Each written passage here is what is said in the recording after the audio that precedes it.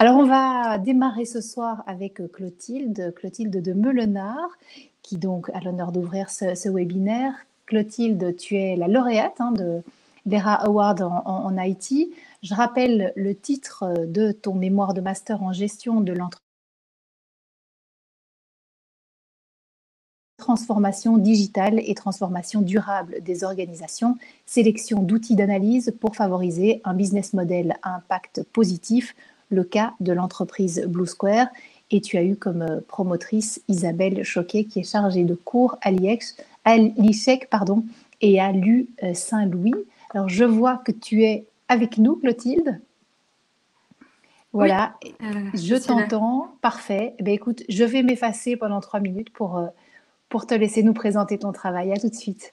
Merci beaucoup. Voilà, je vais présenter mon travail en 3 minutes.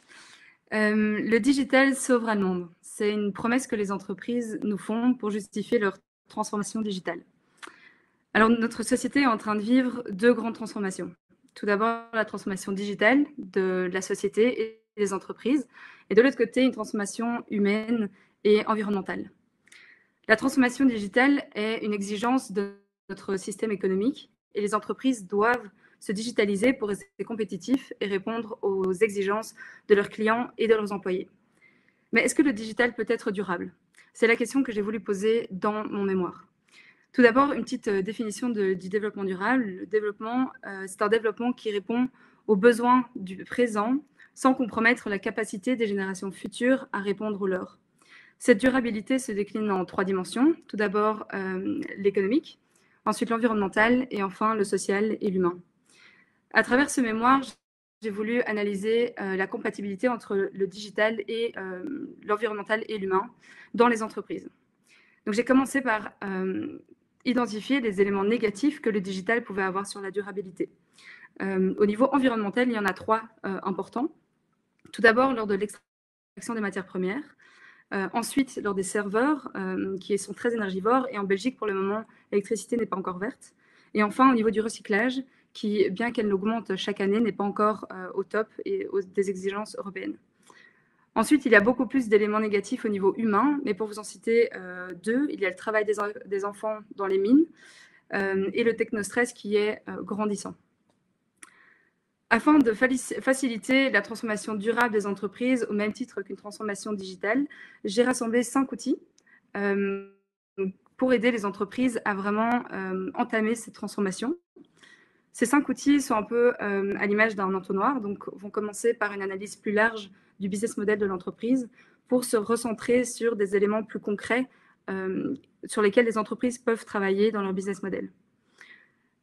J'ai mis en place ce protocole d'analyse dans une entreprise qui a un produit digital et un fonctionnement digital, qui est Blue Square, dans laquelle j'ai fait mon stage. Et les résultats étaient plutôt positifs. Donc, rassembler toutes les parties prenantes, ces outils permettent de rassembler toutes les parties prenantes autour de cette question de durabilité, permet de sensibiliser, d'informer, on peut le voir sur le schéma, je pense que vous avez sur vos écrans, permet de sensibiliser et de pousser à agir, mais surtout permet d'identifier les éléments importants sur lesquels l'entreprise peut agir concrètement dans son business model et les éléments qui sont les plus problématiques dans son fonctionnement. C'est un protocole qui fonctionne, qui prend énormément de temps et d'énergie, au même titre qu'une transformation digitale. Et c'est pourquoi il faut commencer maintenant. Ce protocole peut être appliqué dans toutes les entreprises, à tous les niveaux et dans tous les secteurs. Donc, on n'attend plus que vous. Voilà. J'espère que je n'ai pas dépassé les 3 minutes. On n'a pas calculé, c'est vraiment approximatif. Merci beaucoup. Merci Clotilde. Alors, avant de passer aux questions-réponses, donc si vous avez des questions pour Clotilde, n'hésitez pas à nous les faire parvenir déjà. Je vais donner la parole au président du jury pour cet award en IT, à savoir Olivier de Wassège. Donc, n'hésitez pas à nous rejoindre, monsieur de Wassège. Et je vais vous présenter. Alors, le temps qu'on vous attende, vous êtes diplômé en sciences informatiques et vous êtes actuellement administrateur délégué et directeur général de l'Union Wallonne des entreprises. Alors, vous étiez parmi nous tout à l'heure. J'espère que vous n'êtes pas parti trop loin. Est-ce qu'Olivier de Wassège est parmi nous? Est-ce qu'il pense... Ah, voilà. Vous êtes là. Bonsoir. Bonsoir, voilà, désolé, mais la connexion était un peu lente pour se rebrancher au niveau caméra et au niveau son. Mais en Oui, tout on est cas, bien d'accord. voilà. En tout cas, félicitations à Clotilde pour son mémoire et pour cet exposé, ce résumé brillant qu'elle vient de faire en 3 minutes. Ce qui est formidable dans ce mémoire, c'est qu'on arrive à concilier deux transformations. Ça, c'est vraiment un point qui nous a particulièrement épaté au niveau du jury. Et donc, on a réellement eu un coup de cœur pour ce mémoire parce que c'est un travail exhaustif qui a un potentiel d'impact vraiment très concret sur les organisations. On s'est dit, tiens, ça demain, on peut donner les outils, le véritable outil que Clotilde a réalisé, ou le canevas pour se diagnostiquer ou s'auto-diagnostiquer ou se faire diagnostiquer. On peut le prendre tel quel, le donner aux entreprises, peut-être avec un peu d'accompagnement pour y arriver. Et vraiment, toutes les dimensions différentes dimensions sont prises en compte dans ce canevas.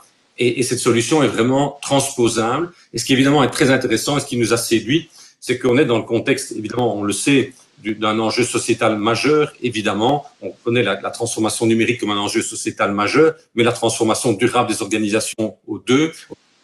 On est vraiment au cœur des réflexions. Si on prend le cas de la Wallonie, la déclaration de politique régionale fait vraiment une grande place à la déclaration, aux objectifs de développement durable, au caractère de la durabilité des organisations. Et donc ici, réfléchir à comment envisager la digitalisation tout en contribuant à l'intégration des objectifs de développement durable est vraiment quelque chose qui nous a séduit. Bravo Clotilde. Merci beaucoup. Merci beaucoup. On va évidemment passer aux questions-réponses, Clotilde, et peut-être voilà, le temps que les questions nous parviennent. Qu'est-ce qui t'a fait choisir ce sujet de mémoire, en fait? Alors, tout au long de mes études, donc j'ai fait mes études à l'ICHEC, donc en gestion d'entreprise. On nous a beaucoup appris à digitaliser l'entreprise, à créer du profit, etc. Et j'ai eu l'occasion de suivre un séminaire aussi de Kate Raworth, je crois que c'est comme ça que ça se prononce, sur l'économie donut. Et donc, le concept est que au lieu d'avoir une économie linéaire telle qu'on a maintenant, c'est de rentrer dans le donut. Et donc, tout ce qui sort du donut utilise trop de ressources de la planète et donc n'est pas durable à long terme. Et tout ce qui est au centre n'a pas les denrées nécessaires pour vivre dignement. Et donc, l'objectif est que ceux du centre augmentent pour rentrer dans le donut et ceux qui sont en dehors essayent de rentrer dedans. Et donc, avec ça, je me suis demandé comment est-ce que les entreprises qui sont à l'extérieur peuvent rentrer dedans, et le digital est au cœur de toutes les transformations. Donc voilà. Alors, il y a une question ici.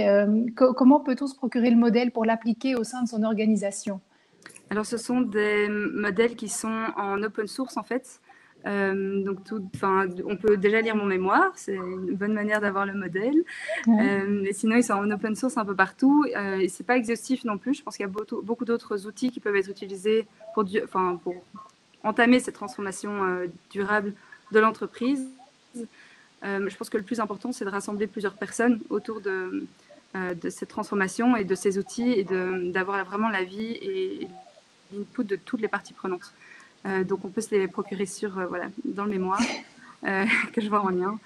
Je les ai mis dans un ordre chronologique parce que je pense que ça a du sens. Maintenant, le plus important, c'est juste de commencer. Voilà. Ok, alors j'ai vu qu'il y avait plein de félicitations, mais alors pourquoi est-ce que les questions ne pleuvent pas? Ça, je n'en sais rien. On va peut-être faire un lien, Clotilde, si tu le veux bien, avec les RA Awards, justement. Tu as retenu quoi de cette aventure, toi, à titre personnel? J'ai beaucoup aimé, déjà, une reconnaissance du travail durable est essentielle. Je pense il y a beaucoup de prix et de reconnaissance pour des prix d'excellence, mais dans un système qui n'est pas spécialement durable. Le fait qu'il y ait cette reconnaissance de travail vers une durabilité montre à quel point ça a de l'importance, et montre qu'il faut continuer vers ce chemin-là. J'ai aussi eu l'occasion de rencontrer plein de gens hyper intéressants, des personnes qui avaient fait des mémoires exceptionnels. Je pense que cette synergie et cette mise en commun est porteuse pour l'avenir aussi. Et donc c'est que du positif. Super. Alors du coup, ben voilà, les questions affluent. Quel changement au sein de Blue Square à l'issue du stage? Alors, à l'issue du stage, mon stage était assez court et j'ai fini mon mémoire après mon stage, donc je n'ai pas pu voir les changements directs. Mais ce qu'on a surtout retenu, c'est que rassembler tout le monde a permis, en tout cas au stade où moi j'ai dû quitter parce que c'était la fin de mon stage, on a vu que ça avait sensibilisé beaucoup de gens. En fait, on est tellement nés dans le guidon, dans notre activité globale, qu'on oublie de prendre un peu de recul et voir si on a toujours le même sens qu'au début dans notre entreprise. Donc, on a créé une entreprise pour une activité précise, pour en général résoudre un problème. Et avec les années, parfois, on s'en écarte. Et donc, voir si la manière dont Blue Square fonctionnait était vraiment la meilleure manière de répondre à la problématique de base. Et donc, ça, c'est le premier grand changement que j'ai vu. Il y avait quelques changements effectivement à faire. Et surtout une information, enfin, en fait, on allume une petite étincelle dans le cerveau des employés. Donc, il faut du temps aussi pour que ça germe. Je vais les rappeler pour voir où ils en sont. Voilà. C'est une très bonne idée. Alors, pour une entreprise qui se sentirait un peu perdue face aux outils, est-ce qu'il y a des structures ou des personnes qui proposent un accompagnement pour les utiliser, pour les appliquer? Je ne me suis pas encore lancée à mon propre compte, mais je pense que ce serait bien. Je pense qu'il y a des consultants maintenant en durable, il y en a de plus en plus. J'ai interviewé une dizaine de personnes dans mon mémoire. Dans cette liste, il y a des gens très intéressants qui m'ont beaucoup aidé dans ma réflexion. Mais je pense qu'il en faudrait plus. Il y a tellement de consultants en IT, en digital, en management, en finance, mais encore tellement peu en durable. Si une boîte veut bien se lancer dedans, enfin, il y en a plusieurs, hein, mais il en faut plus. Donc voilà. Oui, c'est ça. Alors, je vois qu'il y a une réponse qui dit justement pour l'accompagnement, il existe déjà Green IT Belgium qui a présenté un webinaire pour la cellule environnement de l'Union wallonne des entreprises. Nous sommes occupés à mettre sur pied une association qui permettrait une plus grande sensibilisation du grand public. On a aussi Jean-Claude Anglebert qui nous disait qu'il n'avait pas de questions parce que c'était très clair et parce qu'il faisait partie du jury et qu'il a lu le mémoire avec grande attention. Voilà, ça fait toujours plaisir. Alors voilà, encore une question ici. Est-ce que la crise Covid t'a inspiré de nouvelles réflexions sur ce sujet, nouvelles utilisations des moyens numériques comme maintenant, par exemple? Oui, bien sûr, on est en plein dedans. Là, on a vu les côtés positifs du numérique. Donc, on a pu rester en contact avec des personnes qu'on ne pouvait plus voir. On a pu rester en contact avec le monde extérieur. Et on a aussi vu le négatif. Donc, à force d'être en conférence, en télétravail toute la journée et en call toute la journée, on s'est rendu compte que ça nous rendait complètement fous aussi, qu'on avait besoin de contact, etc. Mais en plus de ça, je pense qu'il y a une vraie prise de conscience. La crise du Covid a fait une pause dans notre société et a laissé assez de temps aux gens de se poser la question du sens de leur vie, parce que tout a changé. Je pense qu'il y a beaucoup de gens qui ne veulent pas retourner au même système qu'avant. Et ce qui nous manque dans la transformation durable, c'est du recul et du temps, je pense, et on l'a eu pendant ce confinement. Donc j'espère que le après-confinement, enfin après Covid, ça ira plus vers une durabilité parce qu'on a eu le temps d'y réfléchir, on a eu le temps de changer notre manière de penser et de s'engager changer nos habitudes vers quelque chose de plus durable. Donc, on va changer des habitudes, il faut qu'être dur. Ouais. De Wassège, on vous retrouvera un petit peu plus tard puisque je vous reviendrai évidemment après les autres présentations. Donc, si vous voulez, vous pouvez aussi vous couper votre caméra ou rester encore un instant avec nous, c'est vous qui voyez. Je vais à présent donner encore un petit mot ici. Merci Clotilde pour cet excellent mémoire et pour cette présentation. Merci à Monsieur de Wassège pour son intérêt pour ce sujet brûlant.